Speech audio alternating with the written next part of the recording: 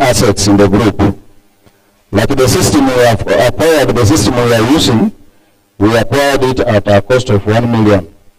And the depreciation on that or amortization is what has increased the cost up to 336, and we have budgeted for 350. Agency insurance, because we discontinued the agency, so we are not going to have that line of expenditure in the year 2025. We have regulatory fees. Regulatory fees, we have not factored. We spent 36,595, and we have budgeted for 40,000. CSI, we had budgeted for 80. We spent 124,340, and we have budgeted for 200,000. Audit fees, we had not budgeted, but this year we have proposed to spend 60,000. We have administration fees. We had budgeted for 170,000. We spent 157, and we have budgeted for 180,000 in the year 2025.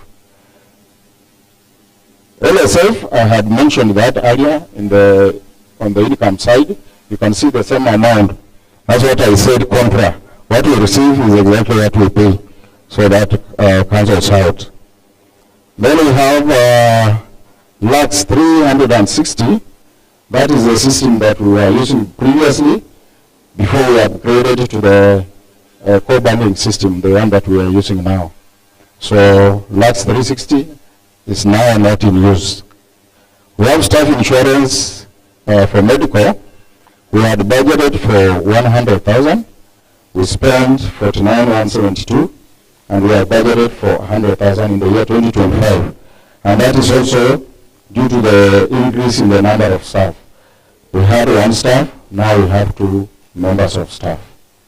So our total expenditure budgeted for 3.6 million. We spent 3.5.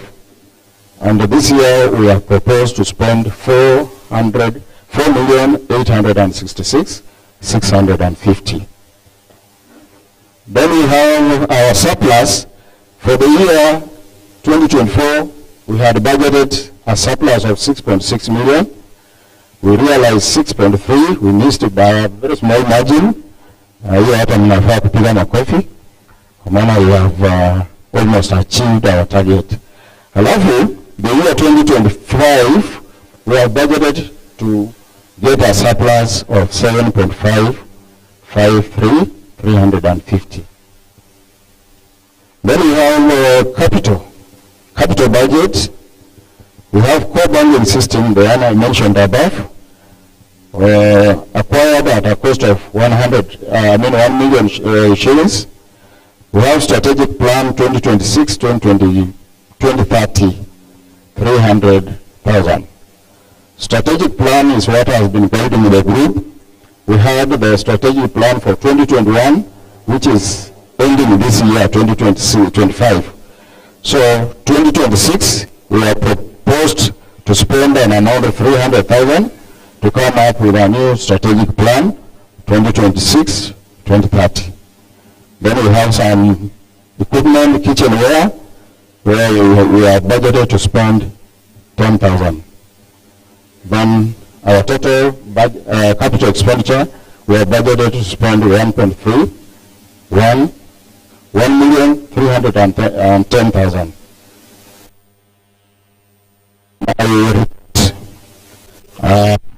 Maybe MC.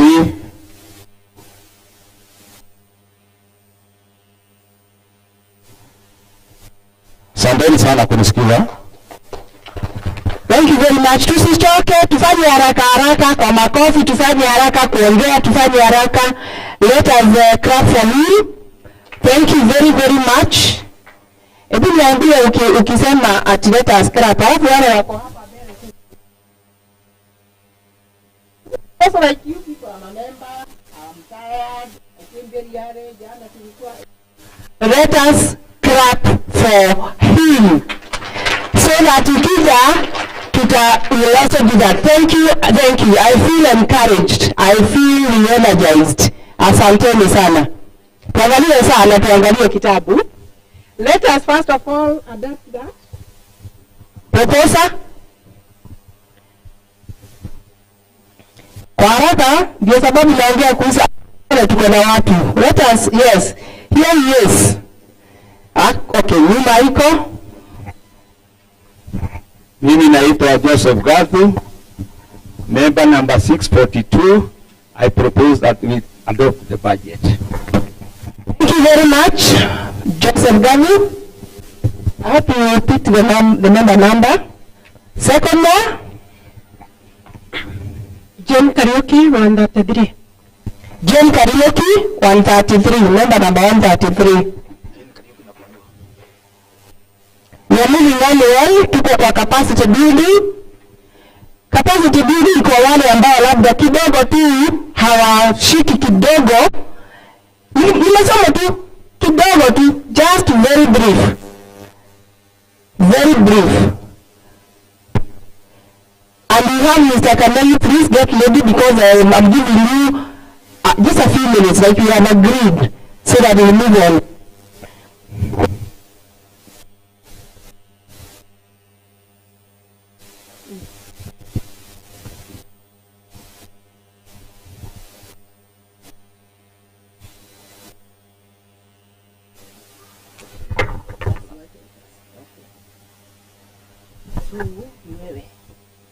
Na wewe unafanya kila kitu. Hata nilikuwa ni tunaendelea tu kusaidiana. Sasa tunasema hivi, Caritas Nairobi asimame hapa na kitu zote usiitwe bank, utaitwa bank tu saa hii. So please tusikize yeye akona yote ambayo unaona hapo from 11:35 to 11:45. We are behind kidogo. Thank you. Thank you MC. Mungu ni mwema na kila wakati. Sisi ni wema. Hata nyinyi mnajua tu. Sawa, nimeamka kwa ajili ya agendas kadhaa. Kitu ya kwanza kuna resolutions zenye tunafaa kupitisha. And then tutadiscuss other things. So niko na rather the management has a resolution or other several resolutions. Two of them relates to our bylaws ama zinahusiana na zile bylaws tuko nazo. Kuna vitu wanahitaji kureview. One relates to hesabu yetu ya leo. Alafu tuko na matter to do with external audit, and finally election, and then I'll do a very brief remark. So the first resolution yenye management wanaomba mpitishe, kitu ya kwanza ni kuhusiana na benevolent fund. Benevolent fund ni ile welfare yetu kama members yenye mmoja wetu akituacha tunasimama na yeye. Si mnaelewa hiyo? Sasa mnapata pesa ngapi? Mnapata? Ama mtapata? Kwa wale wamevuka ile side mbele yetu, wale wamebaki tunaweza kuwa support na 50,000 as it is now, si ndio? Lakini management wana propose kwa sababu hii fund imegrow tangu tuianze. Sasa ni pesa ngapi tumeaccumulate? 1.9, almost 2 million, si ndio? So management wana propose hiyo niite benefit itolewe kutoka 50,000 to 60,000. Tumeelewana? So mmoja wetu akituacha tuna support familia na pesa ngapi? 60,000. So ameongezea 10,000. Tuko pamoja? Hiyo inahusiana na bylaw yetu. The other thing yenye inahusiana na bylaws ni retirement. Kuna wale watu wanatuserve, wale wako kwa management hapa mbele, wanatuserve for how many years? 6 years, ndio? Na wakati huo wanatuserve kuna zile michango wanatusaidia kwa kukuza kikundi, si ndio? Na sisi pia tunaona hizo changes. So kulikuwa na circular from Caritas Nairobi yenye ilikuwa ina guide on retirement token. So in the circular, kwa hii kategoria ya kikundi yenyu, mwenye ana retire after full service ya 6 years anafaa kupata 20,000 per year served. Tunaelewana? 20,000 per year. So basically kama service anawapea, mnamlipa 20, si kumlipa pasi, ni ku appreciate hiyo service. Sawa sawa? Tunaelewana? Hizo ndio vitu mbili zinahusiana na bylaws. Sawa sawa? Na hizo tunazileta kwenyu ndio muzi adopt zikuwe part of your bylaws. Tunaelewana? So naomba microphone ndio tupate proposal. If there is no any reservation on the proposals, tupate proposal na seconder. Thank you. God is good. And all the time,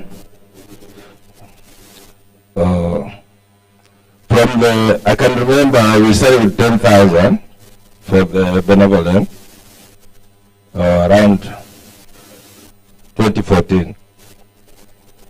Now that we are at, and we had nothing.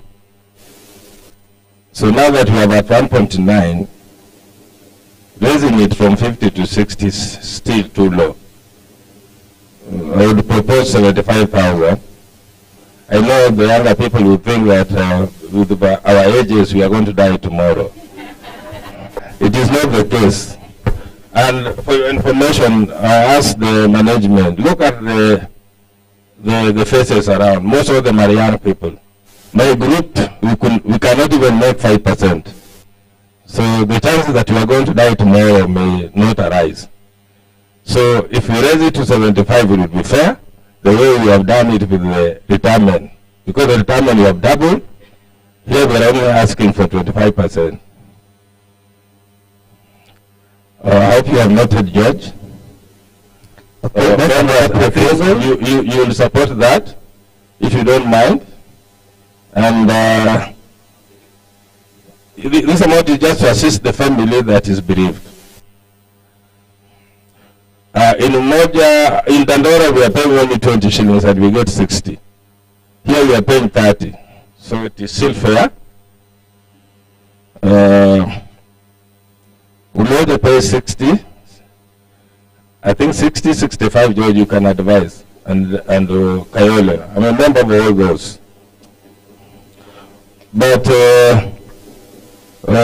just hold on, when Deputy President.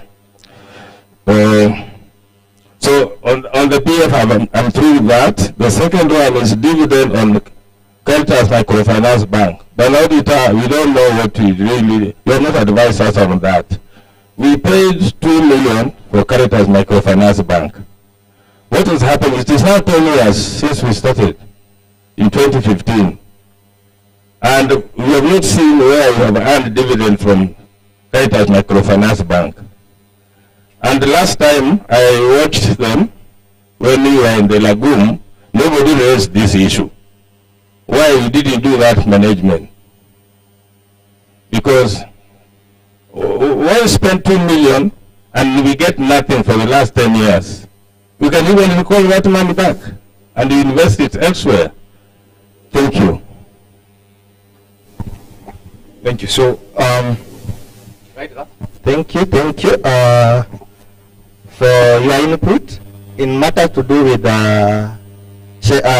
dividend from Caritas Bank.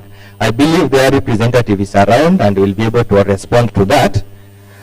When it comes to your proposal, you have a proposal that we do it at 75,000. But the question I would ask is our contribution enough to make 75,000 sustainable? Kwa sababu kama saa hii mna contribute 30 shillings per member, and currently you are at 1901 members, so it means per year you can be able to contribute an amount of 684,000, which is enough to cover only 9 members. The question is that sustainable? it is not sustainable, because unless we have an assumption that all of us tutaishi for more than 100 years, then inaweza kuwa sustainable. Tunaelewana? Kwa sababu tuna assume kila mwaka, juu tukienda na last year we lost 4 members, ndio? So tukiassume kila mwaka tuna lose 4 members with an assumption that we live forever, inawezekana. Lakini tuko na limit pia. At one point sote tutakuwa, and it is not more than, unfortunately, haiwezi kuwa more than 70 years from now, almost all of us. Sindio? So maybe that approach, what I would advise is we start small. I know it's a good proposal, Mr. Okere. We start small. We grow this fund, and then maybe we can take an initiative of reviewing it on an annual basis. Kila mwaka tunaongezea kitu. But at the end of the day, pia tufikirie, tunataka tu sisi ni kweli sisi members pekee tu tunajikava. Wewe kama mama ufikirie watoto wako. Then we need to think around how do we grow this fund hadi ikuwe enough kukava hadi wale familia wetu wenye tuko na, si ndio? But we cannot do that before we build on the lazima tuikuze ikuwe kubwa itoshe kila mtu, si ndio? Before to either to include watu wengi na before pia tuiongeze sana.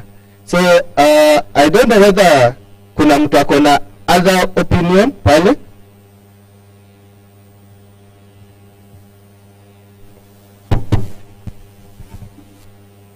Asante, nilikuwa nimesema namba yangu ni 642. I'm Joseph Gathu. Mimi nataka kusema we cannot just raise the figure anyhow.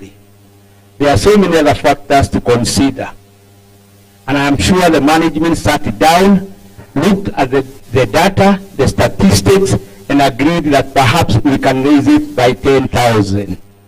We cannot just anyhow in this meeting without having the background information and what was considered, and I proposed to raise it to 75.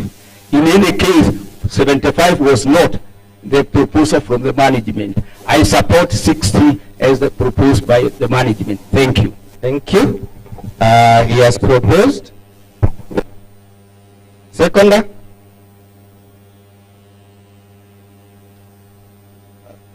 Vice. Victoria Kamau, member number 162. Thank you members, and thank you Mr. Okere. I believe management will put into consideration your proposal come next year.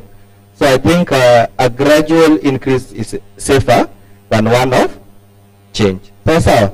So the other item that we need to pass is on external auditor.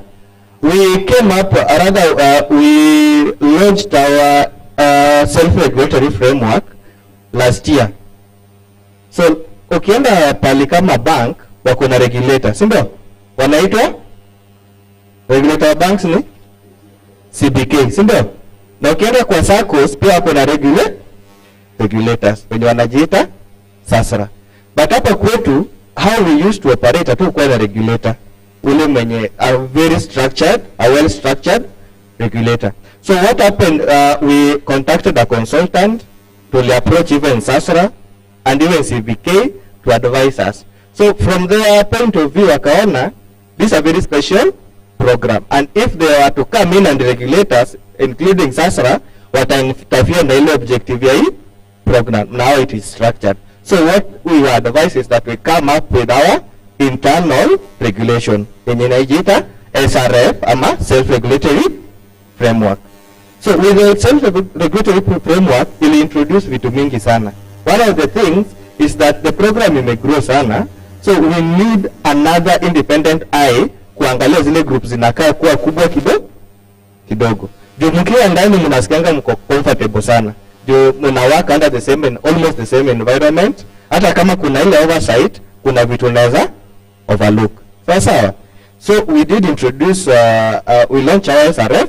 Now one of the things zenye zilikuwa immediately implemented is bringing on board external auditors. Mwenye tumeona leo, mwenye ametusomea sababu alikuwa anaitwa nani?